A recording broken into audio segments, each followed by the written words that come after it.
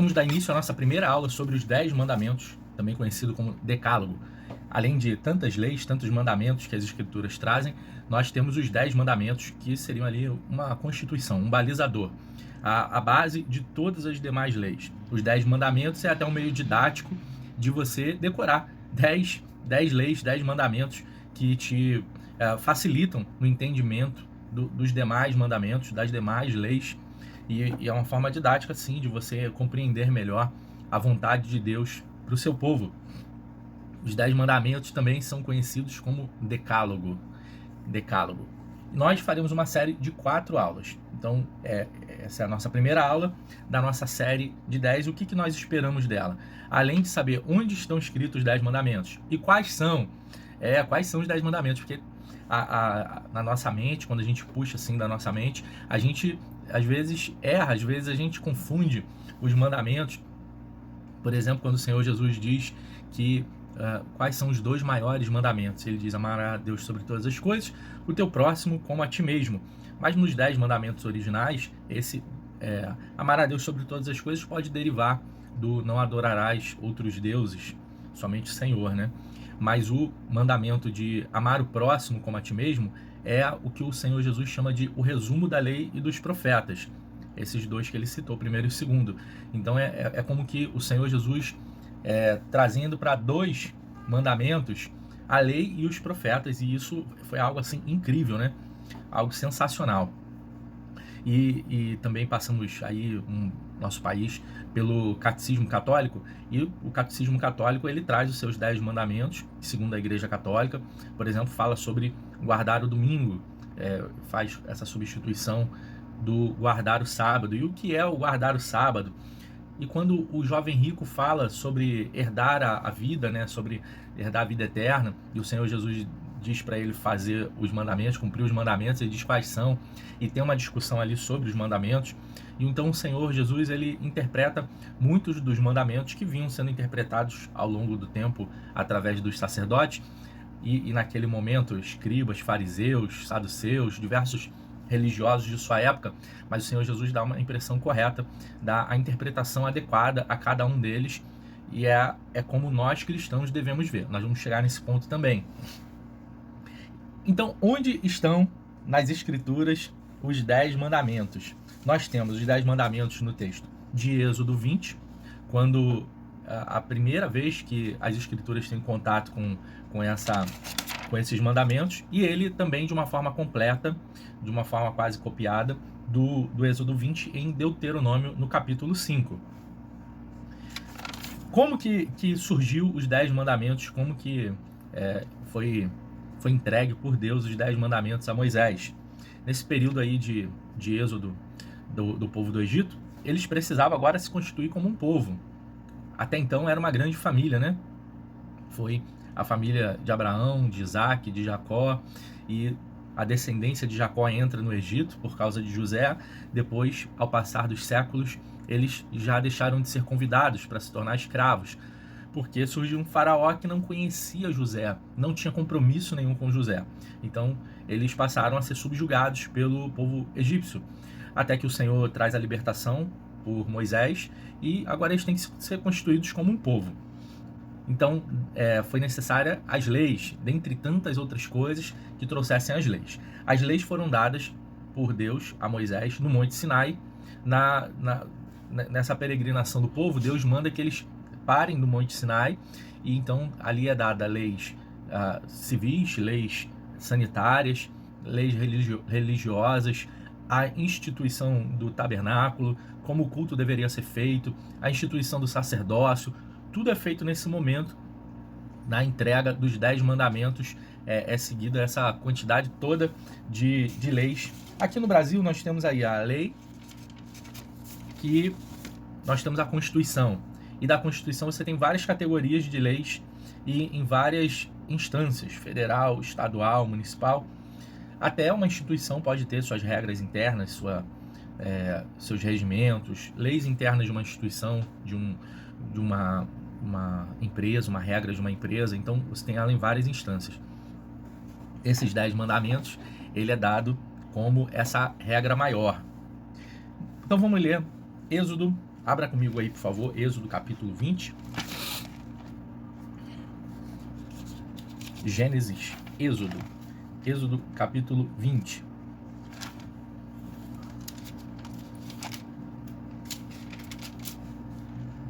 Diz assim a palavra de Deus em Êxodo capítulo 20, a partir do primeiro verso. Então Deus falou todas essas palavras: Eu sou o Senhor, seu Deus, que te tirei da terra do Egito, da casa da servidão.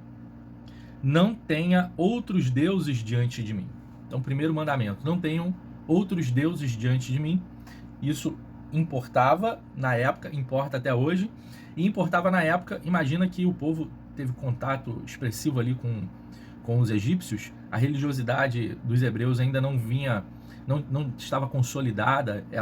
Eles não tinham seus sacerdotes propriamente, eles não tinham seus rituais muito consolidados.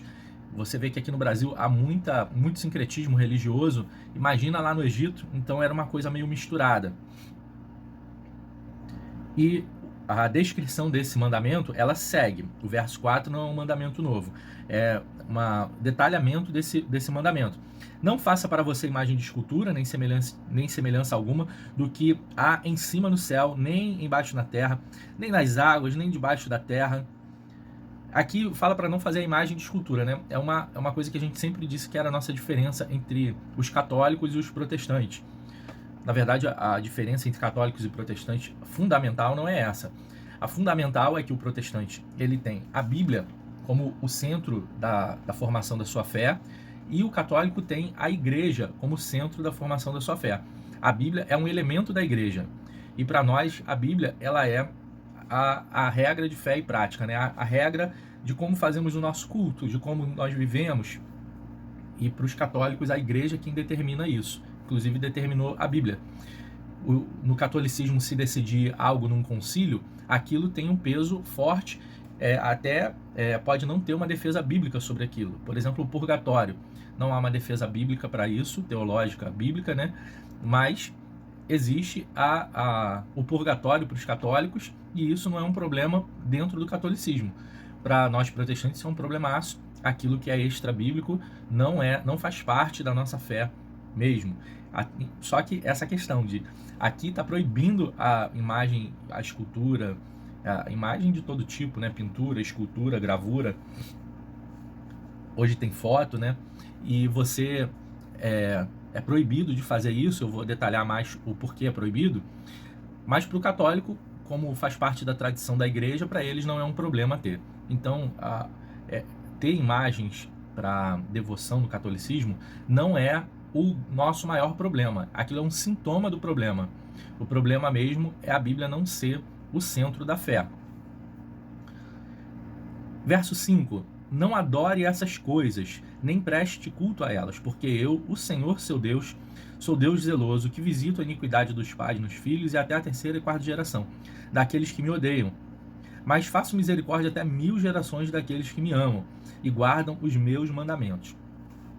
Então, é possível que desse texto você consiga derivar amarás o Senhor teu Deus de toda a tua alma, de todo o teu entendimento, né? E é o texto que o Senhor Jesus ele destaca como sendo um primeiro mandamento, um mandamento que semelhante a esse, amar o próximo como a ti mesmo. Porque somente ao Senhor nós devemos prestar culto. E aqui a questão da imagem de escultura, a pintura e qualquer outro tipo de gravação de imagens de ídolos é exatamente contra a parte da idolatria, da devoção. Nós temos fotografia, gente queridos, um fundamentalista vai dizer que você nem pode ter isso. Nós temos gravuras o tempo todo nos nossos livros, inclusive do próprio Senhor, para contar a história para as crianças. Há igrejas que têm seus vitrais bonitos, contando também a história. No próprio catolicismo, o início era muito didático, as pinturas, as gravuras. O problema é quando qualquer tipo de imagem ele é feito para algum tipo de devoção, de misticismo, de idolatria, de mediador entre você e Deus, ou substituindo a Deus. Muita coisa oriental é trazida para os lares, né, brasileiros, como decoração, elefantes, budas e coisas desse tipo. Tudo isso é o que se proíbe o mandamento. Verso 7. Não tome o nome do Senhor, seu Deus, em vão, porque o Senhor não terá por inocente o que tomar o seu nome em vão. Aqui é curioso esse mandamento, porque ele foi levado tão a sério que existia uma gravação, uma escrita, né, bíblica sobre o nome de Deus.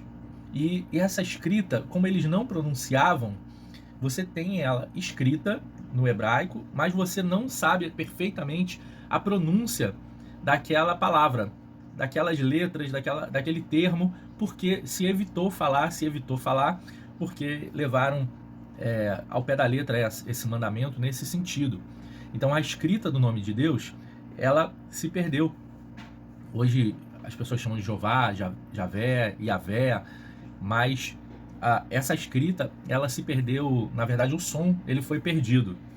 Mas é claro que esse mandamento significa que nós não podemos usar o nome de Deus em vão, colocar o nome de Deus, você incluir Deus em coisas que são blasfemas, com piadas, com coisas, fazer juramentos, fazer promessas usando o nome de Deus, querer usar o nome de Deus para negócios, para enganar, para qualquer coisa, né? Mas mencionar o nome de Deus para orações, para poder fazer esse ensino e coisas desse tipo, né? Para evangelizar, nós usamos o nome de Deus quando nós queremos adorá-lo, mas você não pode usar o nome de Deus em vão, para coisas banais. Lembre-se do dia do sábado para o santificar. 6 dias você trabalhará e fará toda a sua obra, mas o 7º dia é o sábado dedicado ao Senhor, seu Deus. Não fará nenhum trabalho nesse dia, nem você, nem seus filhos, nem filha, nem servo, nem serva, nem animal, nem estrangeiro, das suas portas para dentro. Porque em 6 dias fez o Senhor céus e terras, o mar e tudo que nele há, e ao 7º dia descansou. Por isso o Senhor abençoou o dia de sábado e o santificou. A polêmica aqui dos adventistas do 7º dia, né? Você tem hoje a figura proeminente aí do pastor Rodrigo Silva, o arqueólogo, que todo mundo gosta de ouvi-lo, sempre traz coisas bacanas, cara que parece ser bem moderado, mas dentro do adventismo, a sua teologia gira em torno da questão do sábado, e tem muitas outras coisas que batem lá na heresia, mas nessa questão do sábado aqui que chama muita atenção. Algumas outras igrejas evangélicas, digamos assim, também guardam o sábado, são pouquíssimas, porque se entendeu que o dia da ressurreição do Senhor se tornou o dia de culto, então a tradição cristã permaneceu assim. Mas o Senhor Jesus também vem interpretar corretamente o sábado. Nós vamos falar mais disso adiante. O porquê a gente não trata mais o sábado a ferro e fogo como os judeus antigamente, como os judeus ortodoxos ou como os adventistas tratam, porque nós cristãos tratamos o sábado de uma forma diferente. O mais importante hoje é destacar que nós tenhamos um dia de descanso. O mandamento determina isso porque obriga até uma preservação, por exemplo, que fala de escravos, fala de servos, fala de familiares que trabalham para você também, o seu próprio trabalho, até animais que eram usados para o trabalho. Todos estão sendo preservados no sábado porque Deus sabe e determinou e nos ensina isso, que nós devemos guardar o sábado. Ele se usa como exemplo nesse mandamento, e isso preserva a nossa vida, preserva a nossa saúde e todos os benefícios que um sábado pode dar. Também chama atenção para um dia de descanso, como a gente tem, que nós vamos usar esse dia de descanso para prestarmos culto a Deus. Nós temos o sábado e o domingo como dias de folga aqui no Brasil de forma geral. Muitos profissionais trabalham nesses dias, mas de uma forma geral é assim. E aí, nesses dias que as reuniões, os cultos acontecem com mais regularidade. Existem reuniões durante a semana, cultos durante a semana, mas nós nos dedicamos assim. Por exemplo, quando há um santo católico que é muito seguido no país, institui-se um feriado no país ou no estado, institui-se um feriado para que as pessoas naquele dia possam se devotar ao tal santo, que elas precisam de um dia de folga para isso. Nós não fazemos isso, mas nós nos dedicamos ao Senhor nos nossos dias de descanso. E aqui fica essa recomendação e ensino: nós não podemos parar de congregar. Nosso domingo é dedicado ao Senhor, nós descansamos nesse dia, então bom dia para a gente estar servindo ao Senhor, cultuando e em comunhão com os irmãos, né? Então parei no verso 12. Honre seu pai e sua mãe para que você tenha uma longa vida na terra que o Senhor, seu Deus, lhe dá. O famoso mandamento com promessa, honrar pai e mãe. E é recompensado quem faz isso. Aqui eu teria muitas coisas para dizer a respeito. Existem pessoas que têm problemas com seus pais, porque pode ser ter um pai abusivo, uma mãe abusiva, e você tem que saber aprender, na verdade, a lidar com isso. Existem pessoas que têm pais maravilhosos, pessoas que foram abandonadas, pessoas que têm diversos tipos de relacionamento com os pais. E eu já ouvi alguém dizer assim, às vezes é difícil essa honra, então por isso você é recompensado. Mas também tem questões da própria natureza do termo, né? Você nasceu dos seus pais e como que você vai desonrar através de quem você nasceu. Isso é desonrar a vida, por isso há uma correlação da sua longevidade em honrar os pais ou desonrá-lo. Existe essa ligação direta, né? A figura de Deus como pai também, nós aprendemos na nossa casa a nossa devoção aos nossos pais, nosso carinho, o sentimento de cuidado que eles nos dão, a repreensão deles e ainda assim eles nos repreendem e nós continuamos amando a eles. Isso tudo nos demonstra a nossa relação com Deus. Afetando a relação com os pais, pode afetar nosso simbolismo, essa parte simbólica de como nós vemos a Deus e nos relacionamos com Ele. A questão é que nós temos que descobrir o meio de honrarmos nossos pais, inclusive pais adotivos, descobrir esse meio de como ter um bom relacionamento, de como conviver de forma harmoniosa, ainda que não seja o maior padrão, né? Às vezes, para se dedicar bem aos pais, você não consegue vê-los com tanta frequência, por causa das brigas que uma relação abusiva pode colocar. Mas isso é de forma mais das exceções. A forma da regra é que você tem que ter um relacionamento bom com seus pais, cuidar bem deles, como eles cuidaram de você, ter amizade com eles, bater papo, visitar, lanchar junto e todas essas coisas, comemorar, festejar, chorar. Honrem os seus pais. Não cometa adultério. Esse daqui também é um texto que o Senhor Jesus ele vai reinterpretar. E nós vamos ver isso mais para frente. Jesus reinterpreta esse verso. Sim, ele reinterpreta, inclusive a questão do divórcio. Tanto o que é o adultério como a questão do divórcio, ele fala a respeito. Nós vamos ver mais para frente. Mas não cometerás adultério. Não furte. Aqui o furto abrange tudo, né? Roubo, assalto, qualquer tipo de adquirir o bem alheio, né? Pedir emprestado sem a pessoa saber. Então, não furte, não furtarás. Não dê falso testemunho contra o seu próximo. E essa aqui é a correlação com o pai desse pecado, né? Que é o diabo, o pai da mentira. Aquele que mente, aquele que dá o falso testemunho. Aqui parece ter uma questão judicial, né? A pessoa vai lá e dá um falso testemunho acusando o irmão daquilo que ele não fez. Toda espécie de mentira está incluído nesse verso aqui. O cristão não é aquele que atende o telefone e diz, fulano não está. O cristão ele vai buscar um meio de se permanecer sem mentira, porque a gravidade é em se tornar um filho do diabo. É pesado, né? Não cobice a casa do seu próximo, não cobice a mulher do seu próximo, nem o seu servo, nem sua serva, nem seu boi, nem o seu jumento, nem coisa alguma que pertence ao seu próximo. Olha que interessante que esse texto, o verso 14 diz, não cometa adultério, mas o verso 17 diz, não cobice a mulher do seu próximo. E nós vamos ver isso, quando o Senhor Jesus reinterpreta a questão do adultério, dá uma correlação entre a cobiça e o não adulterarás especificamente. Mas esse desejo invejoso da coisa do próximo, desejar a coisa do próximo, planejar ter a coisa do próximo, essa cobiça, ela é fechando então os 10 mandamentos. Então, quais são os mandamentos? Então, os mandamentos não fazer imagem, escultura, não ter outros deuses, não ter outros deuses diante do único Deus, não fazer imagem de escultura para idolatria, não tome o nome do Senhor teu Deus em vão, lembre-se do dia do sábado, o dia do descanso, honrar pai e mãe, não matar, não adulterar, não furtar, não dar falso testemunho e não cobiçar. Esses são os 10. Nós vamos vê-lo aqui no verso 20, no capítulo 20, e no Deuteronômio também. No Deuteronômio capítulo 5, se você bater um com o outro, você vai ver que é bem parecido. Mas o que acontece? Aqui a gente já entendeu os 10 mandamentos, nós vamos caminhar para o fim da aula aprendendo o seguinte.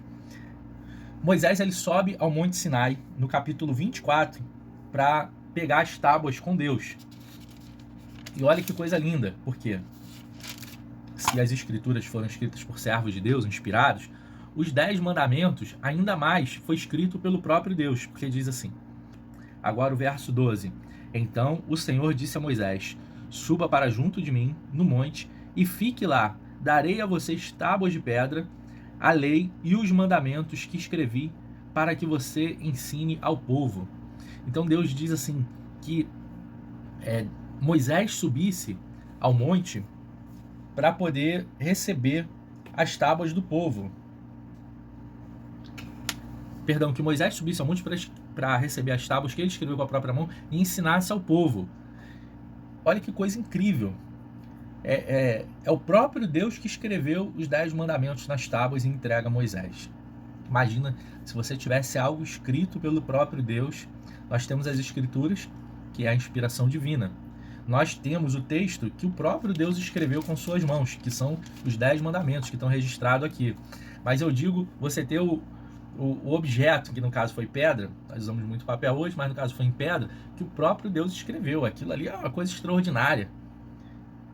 Mais para frente, nós vemos aqui, nos versos seguintes, a instituição dos objetos do templo, da arca, propiciatório, a mesa dos pães da proposição, a cortina do tabernáculo, o véu, todas as demais coisas, a questão sacerdotal, a roupa do sacerdote e as demais leis, elas estão sendo entregues a Moisés no decorrer dos próximos capítulos. Só que no capítulo 31, no 31, reafirma que as tábuas foram escritas pelo dedo de Deus, no capítulo 31, verso 18. Mas no 32, Moisés, como estava demorando muito tempo, até porque estava escrevendo esses textos todos lá no monte, estava recebendo as leis do próprio Senhor, no capítulo 32, o povo já está achando que Moisés está demorando muito. E já tinham acontecido coisas extraordinárias no monte, o monte fumegou, parecia que estava em brasas. A voz de Deus manda o povo se consagrar, os sacerdotes. Uma série de coisas vinham acontecendo extraordinárias para receber essas leis. Mas no capítulo 32 o povo já está achando que está demorando muito. Os dias que Moisés passava lá em cima do monte, jejuando e escrevendo as leis e orando e conhecendo mais a vontade de Deus. E o povo se reuniu com Arão, porque Arão ficou nesse momento lá no pé do monte. E eles levantaram deuses de ouro, juntou o ouro de todo mundo, fundiram o ouro e fizeram o famoso bezerro. Quando Moisés desce, porque Deus fala assim, olha, desce lá, porque o teu povo, aqui Deus não quer nem chamar o povo de o meu povo, diz o teu povo. Tem quando a mãe vai alertar o filho, diz assim, ó, o teu filho está fazendo isso, ou o pai também fala, né? Ó, o teu filho está fazendo isso. Ninguém quer assumir ali o desobediente, e Deus estava sem prazer no povo que estava na idolatria. Moisés, o teu povo já está lá fazendo essa idolatria. E os 2 primeiros mandamentos exatamente falava isso: não terás outros deuses diante de mim, não faça para você imagem de escultura para idolatria. E o povo estava descumprindo logo os primeiros mandamentos. Moisés, quando dá de cara com aquilo, ele fica entristecido. Na verdade, lá em cima do monte, Moisés ainda defende o povo, diz, não, Deus, não faça mal a esse povo, não destrua ele. E Moisés intercede pelo povo, mas quando Moisés vê com os próprios olhos, porque Deus estava vendo, Moisés não estava ouvindo o relato do Senhor. Mas quando Moisés vê, ele tem também uma reação de indignação, de ira. E Moisés pega as tábuas do mandamento, lembra que a gente falou a preciosidade que era aquilo, algo escrito pelo próprio Deus, e joga em cima do povo as tábuas, né? E destrói as tábuas. Todos os idólatras, eles são mortos nesse momento. Por quê? Porque Moisés, ele manda fazer uma escolha, diz, olha, quem está com Deus, fique aqui, e quem não está, fique para lá. Então se determinou que matassem, tomassem da espada, e teve ali uma guerra civil entre os que estavam com Deus, os que estavam com Moisés, e aqueles que estavam com o bezerro de ouro, com a idolatria, que não estavam querendo a vontade de Deus. Êxodo 34, as segundas tábuas da lei, Deus escreve novamente. E aqui é demonstrada a misericórdia, a graça de Deus, o perdão divino, de algo tão sério que vinha acontecendo, né? E o povo logo peca, logo desobedece os primeiros mandamentos de cara. Mas Deus chama Moisés de volta e diz assim no capítulo 34, verso 1. Então o Senhor disse a Moisés, corte 2 tábuas de pedra como as primeiras, e eu escreverei nelas as mesmas palavras que estavam nas primeiras tábuas, que você quebrou. Então Deus entrega novamente as tábuas a Moisés, faz uma segunda via dessas tábuas, ou seja, as primeiras se perderam. Nenhum arqueólogo vai encontrar. Elas espatifaram lá no chão. Mas a segunda tábua, onde elas estão? Assim como o bordão, o cajado de Arão, que determinou o seu sacerdócio, né, o sacerdócio nesse momento, que foi o bordão, o cajado que floresceu, as tábuas, elas estão dentro da Arca da Aliança. Então, enquanto se instituiu, isso está no Êxodo 25, verso 16. O bordão de Arão está no número 17, a partir do primeiro versículo. Então, quando se determinou quando se determinou as questões religiosas, as questões relativas ao templo, ao sacerdócio, aos utensílios, se determinou guardar dentro da arca as tábuas dos 10 mandamentos. Então, ela é bipartida, né? É dito que elas fossem corte 2 tábuas de pedra, e então nessas 2 tábuas foram escritos os mandamentos. Foi colocado lá dentro da arca, e a arca está perdida. Nos próximos nós falaremos sobre como Jesus tratou os 10 mandamentos, e nós estamos nessa expectativa aí de destrinchar no detalhe todas essas questões. Que Deus te abençoe muito, aproveite bastante esse conteúdo, leia todos esses textos que a gente colocou para vocês, e até a próxima aula.